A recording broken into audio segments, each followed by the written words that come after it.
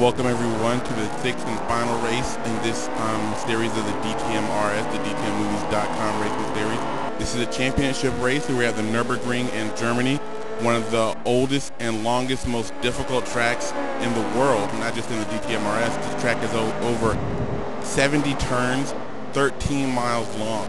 With us we have a total of 7 drivers, including our current points leader, Hendricks, Maximilian, VA Races, Chris Phil, Imei Satsuma, Cobra DX, and El Nino. And already El Nino's having a little bit of a problem. You saw him go off a little bit on that turn. The Nürburgring is an extremely difficult track. It is not the same as normal racetracks. It doesn't have a lot of runoff, so if you mess up, there's a good chance you're going to be going into the wall. Look, El Nino's already smoking.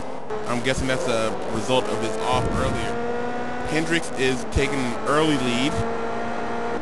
I guess he wants to put a nice little cap on the top of this championship series. He's won the most races of any racer. And oh, Chris Phil has gone off, and Chris Phil has hit extremely hard. He went directly into that wall. I cannot believe how hard he hit that wall. Let's look at the replay. See, he's coming down, goes off, loses control, gets airborne. Oh. That car is going to be extremely damaged. Chris Phil, I'm not sure how he's going to be able to get back into this race after a hit like that. That was an incredibly hard hit, ladies and gentlemen. I cannot believe it. Let's look at it one more time. Look at Chris Phil, comes off, completely loses control. Brakes mean nothing at that point. His car wasn't even touching the ground.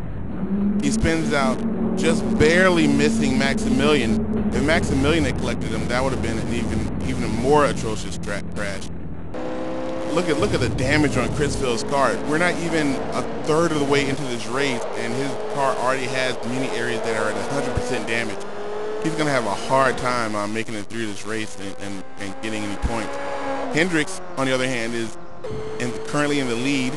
Maximilian is behind him. Maximilian narrowly escaped that Chris Phil wreck, and now it looks like he's trying to hunt down the race leader. Oh, look at him going off. He also got airborne. It doesn't look like it affected his car that much though. He's still moving at a very good pace. I'm not sure if that damaged him at all. VA Races is currently I believe he's in 3rd place. VA Races is currently 2nd in the points in the DTMmovies.com sponsored Ferrari. Here's Cobra DX in 4th place. VA Races does have an outside chance to win a championship here, even though Hendricks has a commanding lead. If VA Races were to win this race and Hendricks were not to score any points at all, VA Races would still win the championship. So it's possible that he can still win. It's going to be a hard feat for him to accomplish, but the possibility is there, and anything can happen in the DTM-RS.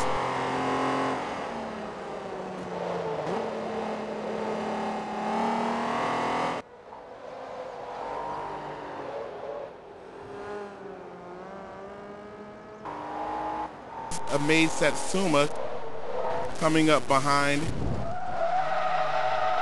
Oh, but he loses control. He slowly drifts out to the side, and Cobra DX goes flying by him. Look at Imei Satsuma was doing very well, but the car just got away from him. Like I said, the Nürburgring is a very difficult track. Oh, and look at Cobra DX leaving pieces of his car all over the road. This race has turned out to be more like a wrestling match than a car race. These cars are just being beaten and battered left and right. We've already seen 4 incidents, and Cobra DX hits another wall. Now his car is smoking. And the bad thing about this is that you have to go, Chris Phil is coming out of the pit. How is Chris Phil coming out of the pit? He must have actually gone backwards on the track to get to the pits. I was just going to mention that since this track is 13 miles long, you have to go an extremely long distance to get back to the pits after you crash, but looks like Chris Phil decided to take the shortcut by just going backwards on the track. I'm not sure if that's even... Oh, and he crashes again. This is not looking good for Chris Phil. This must be one of the more poor showings that he's had in the DTM-RS so far. He's currently in last place. He's already crashed twice and come out of the pits. And going to the pits, I'm not even sure that's legal what he did. He may be docked for that. I'm not sure exactly how that's going to work out there, but currently we have Hendricks in the lead, followed closely by Maximilian. Maximilian has shown a lot of promise in previous races, but something is always causing him to just miss out on the top three. The podium has always eluded Maximilian, but now it looks like he's going for the win because he is, he's lit it off, but he's back, he's regained control. He's close behind Hendricks, and Hendricks is a difficult person to catch, even more difficult to pass. So it's going to be interesting to see how Maximilian is able to deal with Hendricks ahead of him, if he's even able to catch up. Hendricks is the current DTMRS points leader in the championship, and if he wins this race, it's just going to solidify. He does not need to win this race, though, to win the championship. So it'll also be interesting to see how much of a fight he puts up to keep this lead. Both of these cars are extremely different, but they are built to the same DTMRS spec. This season, the spec is 2,400 pound minimum weight and a 500 pound maximum horsepower. Both of these cars are at that minimum and maximum, but the Lamborghini that Maximilian is driving is a V12. He has a lot more torque and a lot more top end than the Subaru WRX that Hendricks has, which is a turbocharged, I believe it's a turbocharged 4-cylinder. But it's putting out 500 horsepower. It's a very high revving engine, and his car is 4-wheel drive. So as you can see on these turns, he is going to be able to move away from Maximilian on the turns, because Maximilian is not going to be able to keep all the power to the ground compared to Hendricks. But on the straightaways, and the Nürburgring does have a lot of straights, a lot of very fast corners. Those are the points where Maximilian is going to be able to catch up. He's going to be able to put all the power, all the torque that's in that V12 into the ground. Look, Hendricks is getting a little bit loose there, coming around to the mini carousel, the very final part of the track.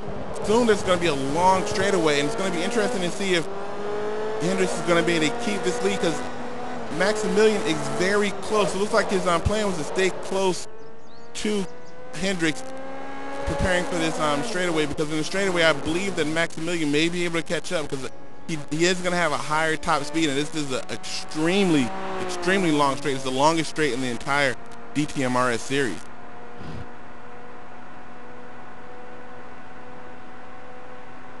Listen to that V12 in the Lamborghini of Maximilian going.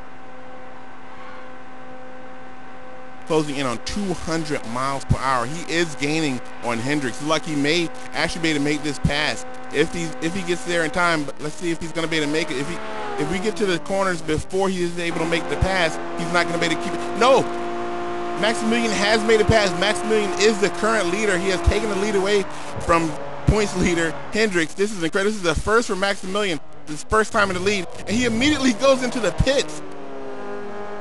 Maximilian immediately goes into the pits after taking the lead away from Hendricks. Let's take a look at the leaderboard.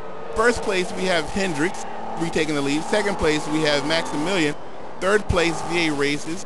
Fourth place is Amaze Satsuma with El Nino in fifth place. Cobra DX is in sixth place. And Chris Phil still very far behind in seventh place.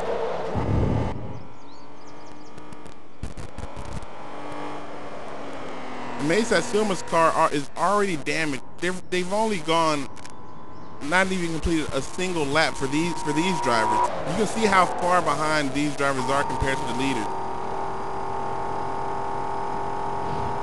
Maximilian and Hendricks have already went past the pits. These drivers are just now going down the straight.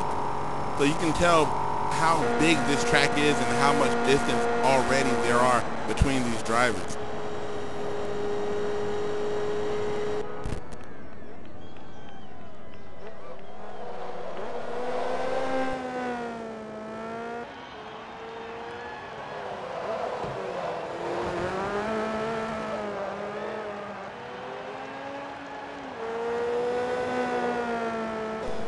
Cobra DS getting a little loose there, but regaining control.